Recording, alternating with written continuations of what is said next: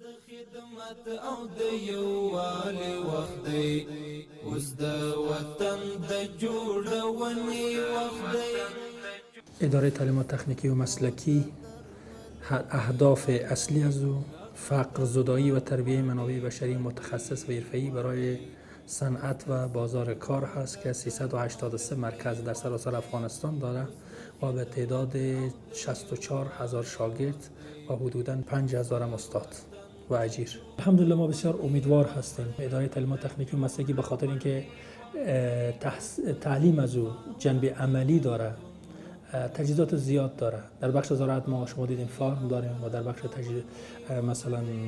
علوم حیوانی و اینا کسب وترینری اینا بازم کلینیک داریم و در بخش اقتصاد و مدیریت و تکنیک اینا ما شاپ‌های بسیار با ارزش داریم.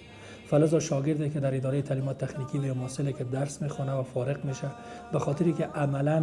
تحصیل کرده و عملاً تعلیم دیده، امیدوار هستیم که فوراً جذب بازار کار میشه و نمونی از اون چند روز قبل از اینستیتوت انرژی و آب که شاگردان و محصلین فارغ شده بود، پیش از فراغت حتی با بخش خصوصی با امروز ما پروتکل امضا کرده بود، تفاهم‌نامه نوشته بود که اونها جذب بازار کار بشه. طرحی که ما از روز اول به دنبال از او بودیم، این اداره یا عایداتی باید باشه و یا اداره خودکفا باید باشه و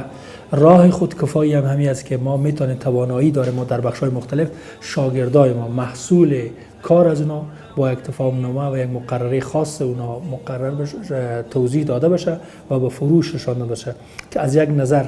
بتونه مثلا کس مایحتاج اونا رو تامین بکنه و از طرف دیگه نیاز زیاد به اداره نداشته باشه در بخش بودجه و مصرف مواد خام و یا مصرف عملی. اوس د دې ټولو د ساتنې وخت دی، اوس د خدمت او د یووالي